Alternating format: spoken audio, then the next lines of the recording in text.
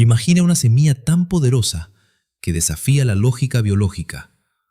Una semilla que contiene más proteína que la carne de res, más fibra que la avena y más hierro que las espinacas. No crece en los valles fértiles ni en los jardines europeos, sino en arena ardiente donde el maíz se convierte en polvo. Su nombre fue borrado, sus campos reemplazados, su historia enterrada bajo el asfalto. Pero lo que ellos no quieren que sepas es que esa semilla sigue viva, respirando bajo la tierra, esperando el momento en que volvamos a necesitarla. La llamaban frijol del desierto, o tapawi en lengua tojono. Para la ciencia moderna, Phaseolus acutifolius. Para los pueblos del norte de México y el sur de Estados Unidos, era el alimento del sol, el pan de los que desafiaban la sed. Y lo más sorprendente, prospera donde nada más puede hacerlo. Esta no es una planta común, es una imposibilidad biológica. Mientras otras especies se marchitan ante el calor, el tapawi florece. Cuando el termómetro supera los 45 grados, sus hojas se pliegan como un origami vegetal para conservar la humedad, y por la noche se abren de nuevo, respirando con el ritmo del desierto. Absorbe nitrógeno del aire, lo fija en el suelo y deja la tierra más fértil de lo que la encontró. Produce hasta 25 gramos de proteína por cada 100 gramos de grano, superando a la carne y a la soya. Es, literalmente, un músculo vegetal que se alimenta del sol. Sin embargo, el mundo moderno decidió llamarla maleza. Un error. O tal vez una estrategia. Porque un alimento que no necesita pesticidas, que no depende de irrigación, que puede crecer sin propiedad ni patente, no encaja en la economía del control. En los archivos coloniales de Sonora, de 1694, un fraile jesuita escribió que este frijol era demasiado salvaje para domesticar. Esa frase marcó su sentencia. Con la llegada de los misioneros españoles, se impusieron el trigo, la cebada y el ganado europeo. Las órdenes religiosas prohibieron a los pueblos nativos cultivar sus frijoles autóctonos. En los templos, el pan debía ser de harina blanca, no del frijol oscuro del desierto. Pero mientras los campos europeos se secaban en las sequías de 1780 y 1803, los antiguos graneros del norte mexicano aún tenían reservas del tapawi, el alimento que no muere. En las cartas del gobernador de Sonora se menciona cómo, durante la gran hambruna de 1810, los pueblos del desierto sobrevivieron con un frijol de color ceniza, pequeño pero de fuerza extraordinaria. Ese frijol ceniza era el mismo que hoy yace olvidado. Con el paso de los siglos, el tapawi se volvió invisible. Fue expulsado de las misiones, ignorado por la agricultura industrial y reemplazado por cultivos dóciles que necesitaban fertilizantes, agua y deuda. Pero el secreto biológico que escondía era inaceptable para el nuevo orden. Una planta que crece sola, que cura el suelo y alimenta a las personas con una proteína completa. Un milagro natural que no se puede registrar en una bolsa de valores. Hoy, los científicos la redescubren con asombro. Resistente a temperaturas de hasta 48 grados centígrados. Capaz de regenerar suelos muertos y sobrevivir con menos de 200 milímetros de lluvia al año. Mientras los cultivos modernos colapsan por el cambio climático, el tapawi, ese frijol olvidado, sigue allí, esperando bajo la arena, intacto. Lo que fue despreciado como maleza podría ser, en realidad, la semilla que salvará el futuro. Lo llamaron inútil, pero su genoma es una fortaleza. Lo abandonamos justo antes de necesitarlo más que nunca. Y ahora, la historia está a punto de repetirse. El archivo se abre en el Valle de Tehuacán, México, año 500 a.C. Bajo las ruinas de antiguas viviendas, arqueólogos encontraron lo impensable: cámaras subterráneas llenas de semillas perfectamente conservadas. Entre restos de maíz primitivo y calabaza silvestre, un grupo de frijoles diminutos brillaba con un tono gris plateado, casi metálico. Era el tapawi, el frijol del desierto. un fósil vivo de la civilización que aprendió a domar el calor. Pero su historia comienza mucho antes, hace 5 milenios, cuando los pueblos del desierto de Sonora y Arizona no tenían escritura, pero sí la sabiduría de leer el clima, los vientos y la arena. Ellos eligieron plantar este frijol antes que el grano, no por fe, sino por supervivencia. En un mundo donde el agua era más valiosa que el oro, el tapagüi era el oro verde. Los pueblos O'odham lo llamaban la semilla que recuerda, porque incluso después de años sin lluvia, las semillas enterradas podían germinar en cuanto una sola tormenta tocaba la tierra. No había milagro, había biología pura. Su cubierta, endurecida por capas de quitina vegetal, dormía hasta que la humedad la ablandaba, activando enzimas internas que despertaban la vida. Era una cápsula de tiempo, una promesa del pasado. En los códices orales de los Tohono O'odham se cuenta que cuando los conquistadores llegaron, el cielo se llenó de polvo y los ríos se escondieron bajo la tierra. Pero los graneros antiguos resistieron gracias a la comida que no pedía nada. En 1692, cuando las misiones franciscanas comenzaron su expansión por el norte de México, los frailes encontraron este frijol creciendo sin dueño, en lavaderos secos y márgenes de arroyos. Lo describieron como indómito, rebelde, impropio para la agricultura cristiana. Las órdenes eclesiásticas ordenaron arrancar sus cultivos para reemplazarlos con trigo, símbolo de civilización europea. El frijol, al igual que los pueblos que lo cuidaban, fue declarado salvaje. Los campos ardieron, pero las semillas quedaron dormidas, escondidas bajo el polvo del tiempo. 3 siglos más tarde, la historia se repitió. Durante la Primera Guerra Mundial, cuando los barcos dejaron de traer trigo y maíz desde Europa, las comunidades indígenas del suroeste de Estados Unidos volvieron al tapagüi. Los registros de 1918 del Servicio Agrícola de Arizona muestran cosechas que superaron el 1.000.000 de libras, incluso con lluvias mínimas.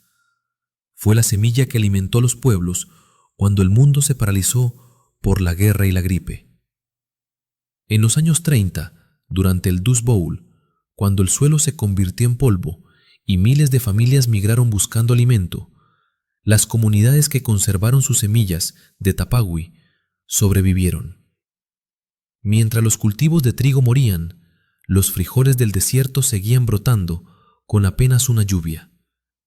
Era una paradoja. La planta que Occidente llamó inferior era la que resistía los desastres que sus propios cultivos no podían enfrentar. Pero entonces llegó la mecanización, la promesa de la eficiencia. El siglo XX trajo máquinas, pesticidas y monocultivos. La agricultura se industrializó y el tapagüi, que maduraba de forma desigual y debía recolectarse a mano, fue considerado ineficiente. Los campos del desierto fueron arados para sembrar algodón y soya, cultivos que necesitaban riego constante y químicos importados. En 1950, menos del 1% de las familias O'odham seguían cultivando tapagüi. El conocimiento ancestral quedó reducido a susurros. Sin embargo, algunas mujeres, guardianas de semillas, conservaron pequeños puñados en frascos de barro. Entre ellas, una agricultora llamada Ramona Button. En los años 70, Ramona encontró un baúl con semillas heredadas de su abuela. Al plantarlas, germinaron todas. Fue el Renacimiento. En pleno auge del maíz híbrido y el control corporativo de las semillas, el tapagüi regresaba desde el subsuelo.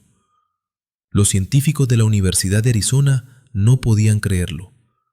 En sus análisis, el frijol mostraba una resistencia térmica hasta 15 grados centígrados superior a la soya y contenía un 25% más de proteína. Pero lo más asombroso era su efecto en el suelo. Tras la cosecha, el nitrógeno disponible aumentaba, regenerando tierras degradadas por el algodón. En los informes de 1978 del USDA, el investigador Dr. Howard Scott escribió: Esta planta no necesita de nosotros la necesitamos a ella. El descubrimiento fue incómodo, porque una planta que crece sin agroquímicos amenaza a una industria construida sobre fertilizantes, patentes y dependencia. La biología del Tapawi era una afrenta directa al modelo económico dominante. Sus raíces albergan bacterias del género Rhizobium que transforman el nitrógeno del aire en alimento vegetal. Cada nódulo radicular es una pequeña fábrica biológica que trabaja en silencio, sin costo y sin contaminación.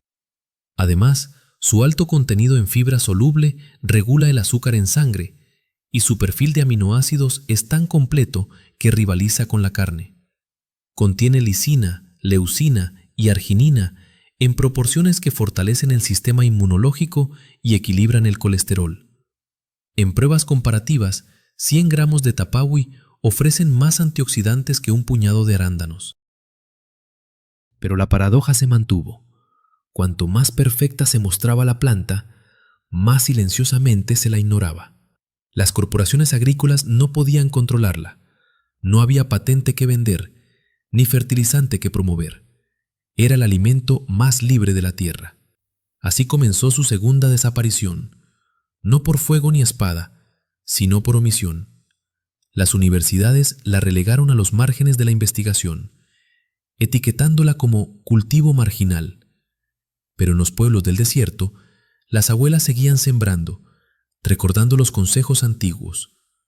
Planta profundo, riega una vez y confía en el cielo. Hoy, gracias a ellas, el Tapawi vuelve a brotar, y su historia no es solo arqueología, es advertencia, porque mientras el mundo busca desesperadamente cultivos resistentes al cambio climático, el secreto estaba enterrado desde hace milenios en los desiertos de Sonora. Un secreto que el sistema intentó borrar, pero que la tierra nunca olvidó. El redescubrimiento del Tapawi no fue un milagro espontáneo, sino una colisión entre la ciencia moderna y la memoria indígena.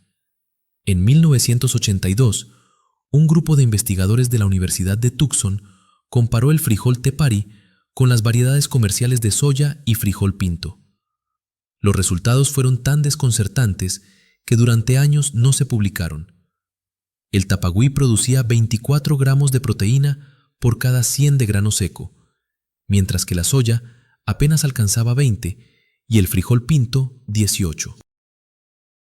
Contenía además 3 veces más hierro, el doble de calcio y una concentración natural de zinc que mejoraba la absorción intestinal de otros minerales.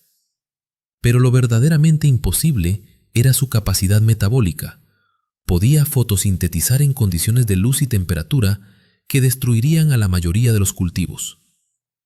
Mientras el maíz detiene su metabolismo a 38 grados centígrados, el Tapawi continúa activo hasta los 50 grados centígrados, gracias a una enzima modificada del arrubisco que evita la fotorrespiración y mantiene el flujo energético aun cuando el aire quema. En términos simples, es una planta que convierte el sol extremo en alimento, un panel solar biológico.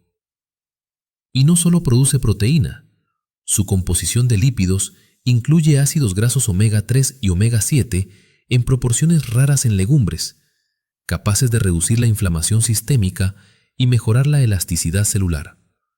Es decir, es un alimento que literalmente enseña a las células a resistir el calor.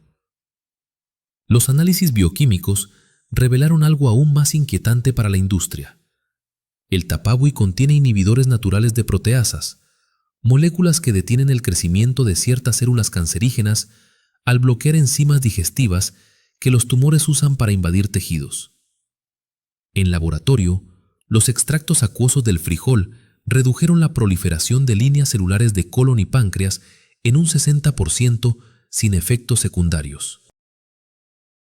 La naturaleza había diseñado un fármaco completo, oculto dentro de una semilla que la civilización moderna consideraba comida pobre. Y mientras las farmacéuticas invertían millones en sintetizar compuestos similares, los pueblos del desierto ya lo tenían integrado en su dieta cotidiana desde hacía milenios. Pero aquí entra el conflicto económico. La naturaleza no se puede patentar. Un frijol que crece sin fertilizantes, sin pesticidas y sin maquinaria no genera ganancias para los gigantes agrícolas ni para las farmacéuticas. Las empresas de biotecnología intentaron cruzarlo con otras especies para obtener versiones mejoradas susceptibles de patente, pero el tapawi resistió. Su genoma, más compacto y protegido por múltiples alelos de autodefensa, impidió los intentos de modificación genética directa. Cada vez que lo manipulaban en laboratorio, sus semillas perdían viabilidad. Era como si la planta tuviera un mecanismo ancestral de autoconservación. En documentos internos del Departamento de Agricultura de Estados Unidos de 1991 se lee: los frijoles tepari muestran una notable resistencia a la domesticación corporativa. Su reproducción fuera de su ecosistema tradicional se reduce drásticamente. En otras palabras, el tapawi solo florece cuando es libre. Los investigadores indígenas lo explicaban de otra manera. La planta sabe cuándo el suelo pertenece. En sus raíces vive una simbiosis tan específica que si se planta en suelos industriales saturados de nitrato o urea, las bacterias simbióticas mueren y con ellas la planta entera. Ese detalle biológico lo convierte en un termómetro perfecto de la salud del suelo. Si el tapawi germina, la tierra aún vive; si no, la tierra ya está muerta. Y sin embargo, la agricultura moderna, centrada en la productividad y el monocultivo, lo marginó de sus agendas. Porque un cultivo que revela la verdad sobre la degradación del suelo amenaza los intereses de quienes venden fertilizantes. En la década de 1990, mientras el mundo abrazaba la revolución transgénica, los pueblos del desierto formaron una resistencia silenciosa. Agricultores como Sterling Johnson y Terrell Dew Johnson, descendientes directos de los O'odham, comenzaron a recolectar variedades ancestrales de tapawi en pequeñas bolsas, clasificándolas por color: blanco, pinto, negro, cenizo. Cada color tenía una historia. El blanco, símbolo de pureza, se usaba en ceremonias de lluvia; el negro, para la fertilidad; el gris, para los días de sequía. Los ancianos decían que el color del frijol marcaba el tipo de suelo donde debía sembrarse. Era un sistema agrícola adaptativo que Occidente nunca entendió. Diversidad como herramienta de supervivencia, no como obstáculo. En los laboratorios modernos, esa diversidad genética se volvió un tesoro. Los botánicos descubrieron que el tapawi posee genes de resistencia térmica únicos entre las leguminosas, codificados por proteína de choque térmico HSP70, que se activan de forma más rápida y eficiente que en otras especies. Esas proteínas protegen el ADN y las membranas celulares del calor extremo y se están utilizando ahora como base para desarrollar variedades resistentes de frijol común y soya.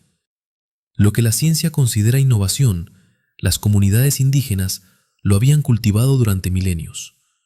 Sin embargo, a pesar de todo su potencial, el tapawi sigue casi invisible en los mercados globales.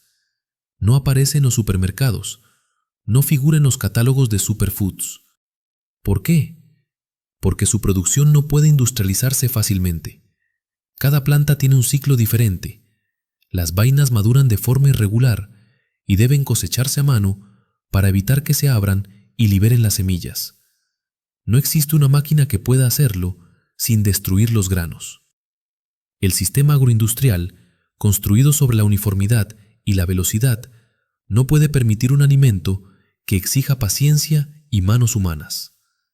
Por eso, las políticas agrícolas de los años 2000 en Estados Unidos y México siguieron subvencionando maíz, algodón y soya, dejando al tapawi fuera de las estadísticas oficiales. Paradójicamente, esa marginación lo salvó. Al no formar parte del circuito comercial masivo, el frijol escapó de la contaminación genética de los cultivos transgénicos. Su linaje sigue puro, tal como hace 5000 años. En 2010, la comunidad Tohono O'odham fundó la cooperativa Toca. Tohono O'odham Community Action, que recuperó más de 20 variedades antiguas. Hoy cultivan en parcelas comunitarias sin químicos, usando métodos tradicionales: siembra profunda, riego por lluvia y recolección lunar.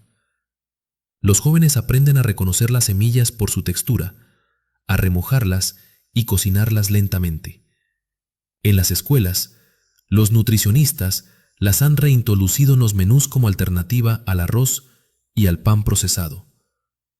Los resultados son reveladores: disminución de los casos de diabetes tipo 2 y mejor regulación del peso corporal. Lo que la medicina moderna intenta corregir con fármacos, el Tapagüi lo hace con fibra y sabiduría ancestral. Y la ciencia, finalmente, comienza a ponerse al día. Estudios publicados entre 2015 y 2022 demostraron que los extractos del Tapagüi reducen los niveles de glucosa en sangre, equilibran el microbioma intestinal y actúan como prebióticos naturales, fomentando bacterias beneficiosas como Lactobacillus y Bifidobacterium. También se identificaron antioxidantes fenólicos, principalmente ácido ferúlico y catequinas, en concentraciones comparables al té verde. Es, literalmente, una farmacia escondida en una legumbre. El problema no es su eficacia, sino su libertad. Porque en un sistema donde la comida es un negocio, los alimentos que no necesitan intermediarios son peligrosos. El Tapagüi no se puede vender como marca registrada, no depende de fertilizantes, no requiere pesticidas, y eso lo convierte en una amenaza para quienes controlan la agricultura global. Por eso su historia fue borrada de los libros de texto, sustituida por el mito del progreso. Pero la tierra tiene memoria, y las semillas también. En los desiertos de Sonora, cuando la lluvia cae y las semillas viejas despiertan, el aire se llena del aroma a tierra viva. Es el recuerdo de una civilización que entendió que el verdadero poder no está en dominar la naturaleza, sino en escucharla. El Tapagüi es más que un frijol. Es una lección biológica y moral. Una semilla que demuestra que la resiliencia no se compra ni se fabrica, se cultiva. Y cada vez que germina una de esas semillas, el desierto recuerda lo que la humanidad trató de olvidar: que el conocimiento más valioso no está en los laboratorios, sino enterrado, esperando bajo la arena caliente. Para entender el verdadero poder del Tapagüi, hay que mirar más allá de su biología. Su historia es también un espejo político y económico del siglo XX, una historia de cómo el control sobre la alimentación se convirtió en el control sobre las personas. Tras la Segunda Guerra Mundial, los gobiernos occidentales transformaron la agricultura en una industria dependiente del petróleo. Los fertilizantes nitrogenados, derivados de explosivos militares, inundaron los campos. Las corporaciones que antes fabricaban armas comenzaron a fabricar comida. En ese nuevo orden, una planta que regeneraba el suelo por sí sola era una amenaza directa. ¿Para qué vender nitrato si el frijol lo produce gratis? ¿Para qué controlar patentes si el campesino puede guardar su propia semilla? La desaparición del Tapagüi no fue un accidente ecológico, sino una consecuencia económica. En los años 50, el gobierno estadounidense lanzó el programa Food for Freedom, que subvencionaba el maíz y la soya en masa, desplazando cultivos autóctonos en toda América. México, siguiendo el modelo, adoptó la llamada Revolución Verde: semillas híbridas, fertilizantes y pesticidas. Las comunidades del norte, dependientes de las lluvias, fueron marginadas porque sus cultivos tradicionales no encajaban en la ecuación industrial. El Tapagüi fue etiquetado como rústico, improductivo, una sentencia disfrazada de modernidad. En realidad, el frijol no producía menos, producía diferente: menos volumen, más nutrición. Pero la agricultura moderna no mide la salud, mide el peso. En 1965, mientras el planeta celebraba el auge del trigo híbrido de Norman Borlaug, los pueblos del desierto enterraban los últimos puñados de sus semillas. Lo que siguió Fue una catástrofe silenciosa. Los cultivos industriales degradaron los suelos, agotaron acuíferos y generaron dependencia química. En Sonora, la extracción de agua subterránea para el algodón redujo los mantos freáticos en más de 30 metros en 2 décadas. En Arizona, el monocultivo de soya provocó la desertificación de miles de hectáreas que antes eran productivas con el tapawi. Pero lo que los científicos llamaron avance tecnológico fue en realidad una pérdida de autonomía. El campesino dejó de ser agricultor y se convirtió en consumidor, de semillas patentadas, de fertilizantes importados, de préstamos bancarios. La tierra ya no era una fuente de vida, sino un eslabón en la cadena del mercado. Y aquí entra la ironía. Mientras las corporaciones hablaban de alimentar al mundo, destruyeron precisamente los cultivos que podían hacerlo sin ayuda. El tapawi podía sobrevivir con 200 milímetros de lluvia al año, mientras el maíz híbrido requiere 600 milímetros. En promedio, producir un kilo de frijol tepari consume 1.500 litros de agua. El trigo necesita 3.400 y la carne de res más de 15.000. Desde cualquier punto de vista, energético, hídrico, nutricional, el tapawi es superior. Pero su problema es que no se puede vender caro. No necesita químicos, ni marketing, ni control corporativo. Es el alimento de la libertad. A nivel biológico, su estructura es una obra maestra de la evolución. Su sistema radicular puede alcanzar 3 metros de profundidad, accediendo a la humedad residual del subsuelo. Sus hojas poseen tricomas microscópicos que reflejan radiación solar, actuando como una armadura térmica. Y en lugar de sufrir el calor, lo utiliza. A diferencia de la mayoría de las plantas C3, el tapawi opera bajo un mecanismo intermedio entre C3 y C4, una adaptación metabólica que le permite seguir capturando dióxido de carbono con una eficiencia energética inédita. En otras palabras, convierte el estrés en alimento. Pero lo que más asombra a los fisiólogos vegetales es su inteligencia hídrica. Durante las horas más cálidas del día, cierra sus estomas para evitar la transpiración, reduciendo la pérdida de agua hasta en un 80%, y los reabre al caer la noche, respirando en sincronía con la luna. Es el único cultivo documentado que sigue un ritmo circadiano tan marcado, una danza bioquímica entre oscuridad y supervivencia. Por eso los pueblos del desierto lo llamaban la semilla que escucha. Su valor nutricional también rompe esquemas. Cada porción de 100 gramos contiene más de 25 gramos de proteína vegetal completa, 15 gramos de fibra soluble, apenas 1 gramo de grasa y una carga glicémica de 23, una de las más bajas entre las leguminosas.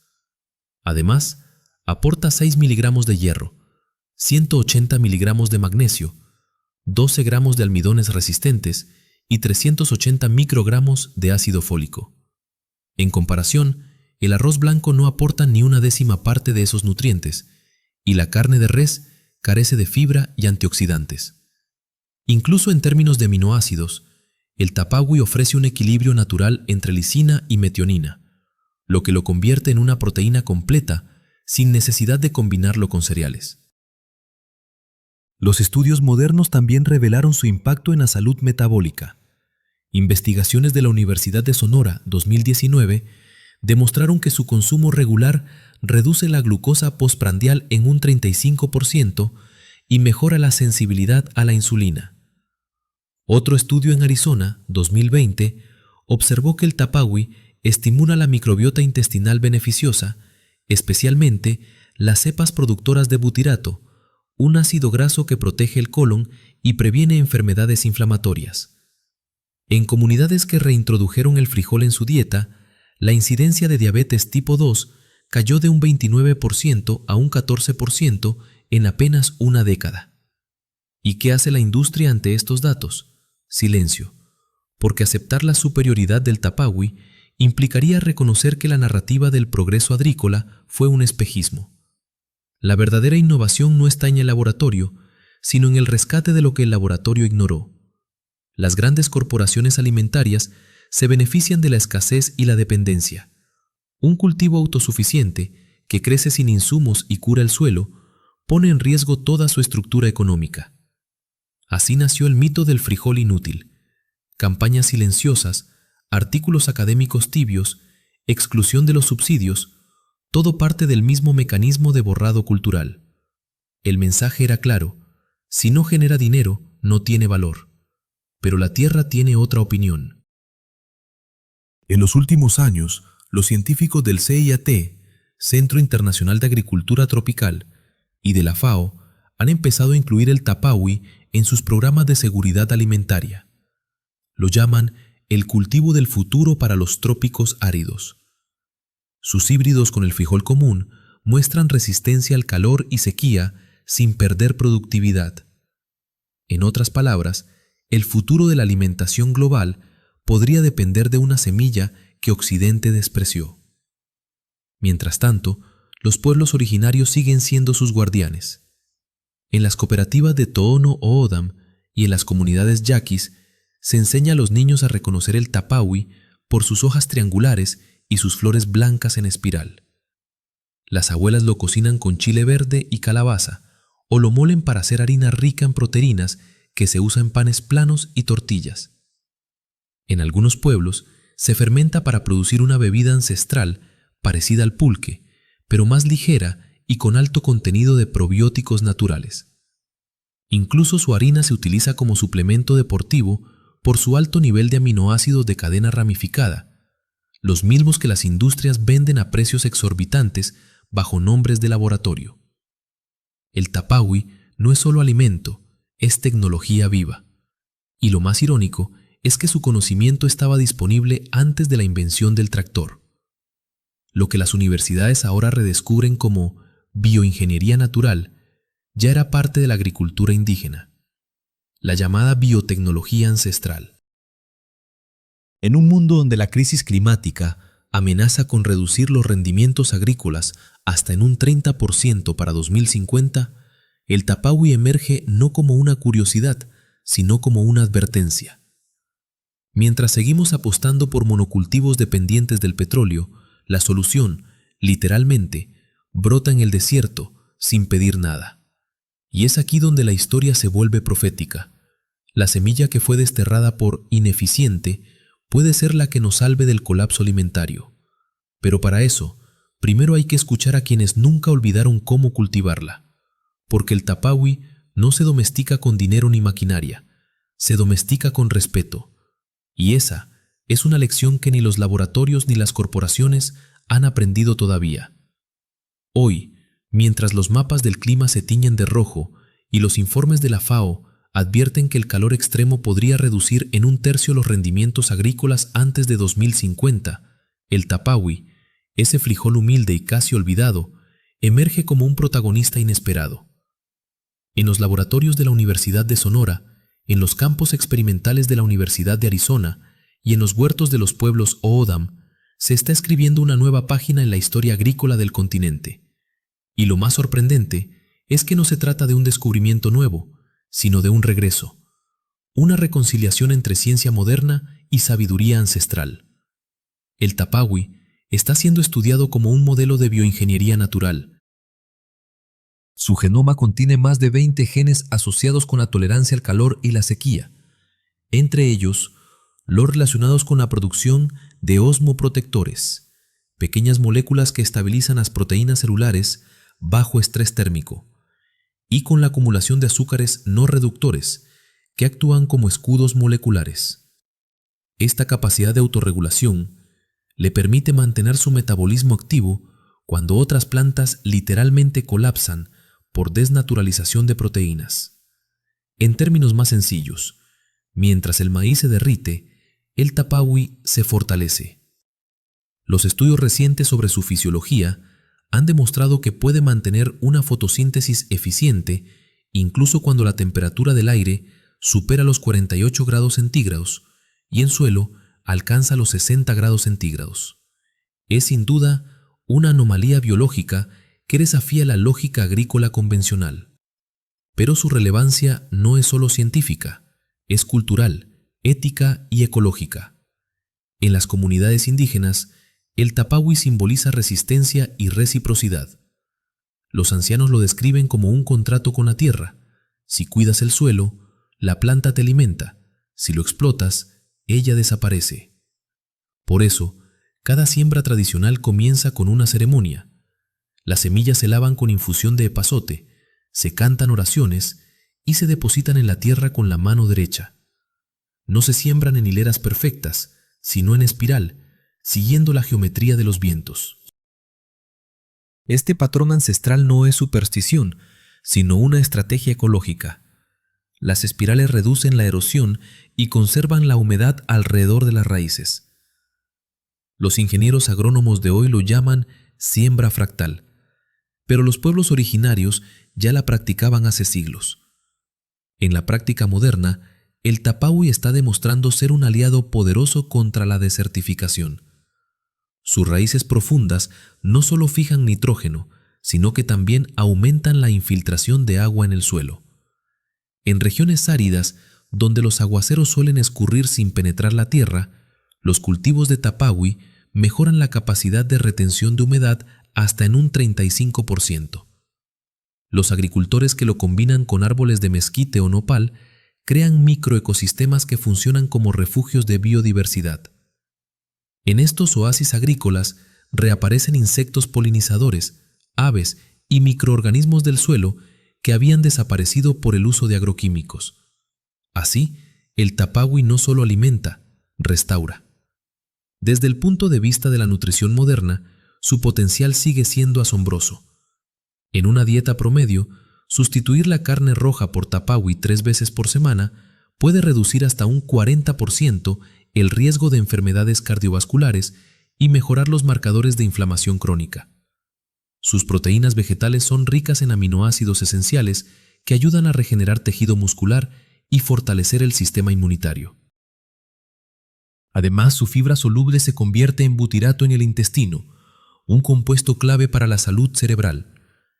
En estudio de neurociencia alimentaria, el consumo regular de tapagüi se asocia con mayor estabilidad emocional y menor incidencia de depresión leve, debido a la regulación del eje intestino-cerebro. Irónicamente, mientras las industrias farmacéuticas venden cápsulas de felicidad sintética, la naturaleza ya ofrecía un antidepresivo comestible escondido en una vaina.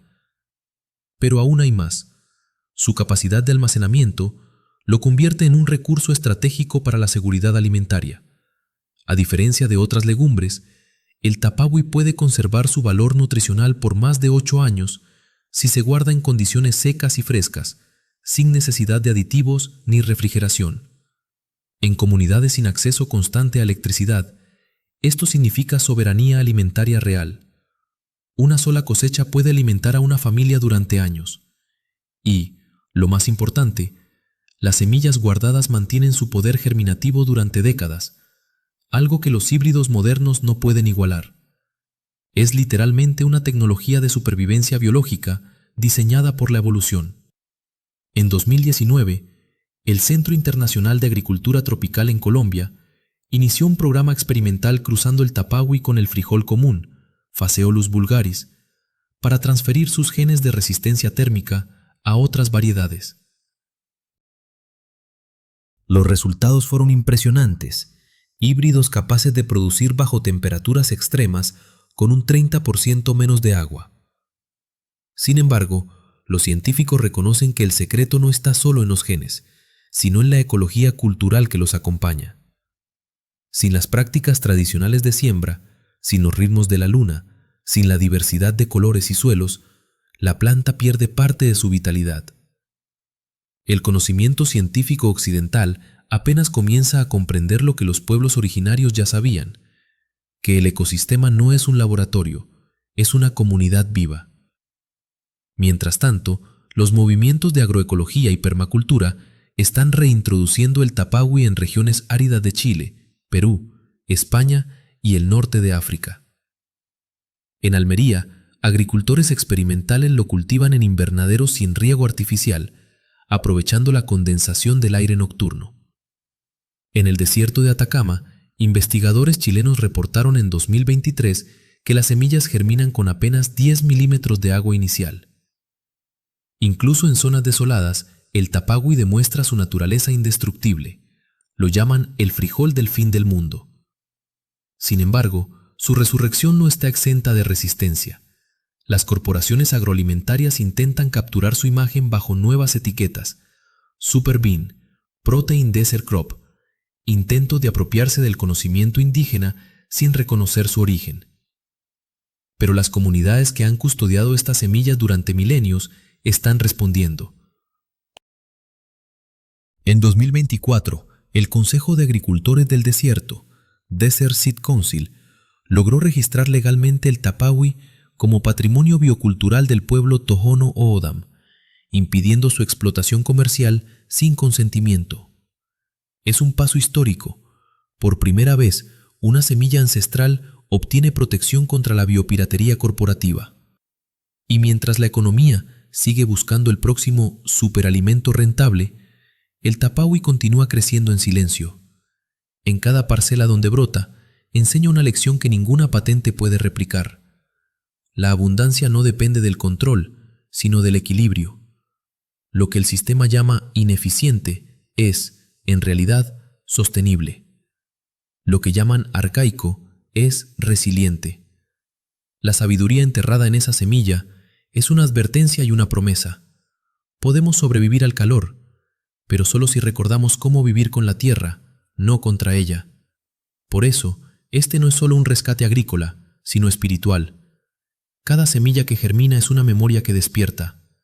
En un mundo dominado por la velocidad, el tapagüi nos obliga a detenernos, a escuchar, a sembrar con intención. Porque su poder no está en la proteína ni en la fibra, sino en el mensaje que encarna: que la vida no necesita permiso para renacer, que el futuro no pertenece a las máquinas ni a las corporaciones, sino a quienes aún recuerdan cómo leer el cielo y oler la lluvia. Así que si esta historia abrió algo en ti, no la dejes dormir de nuevo. Suscríbete, comparte, cuéntala.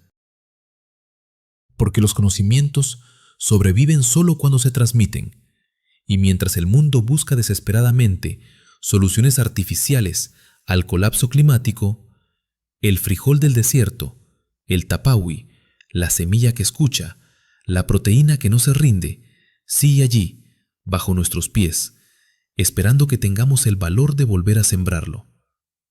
El próximo archivo se abrirá pronto, y puede que, esta vez, no hablemos solo de plantas, sino de nosotros mismos.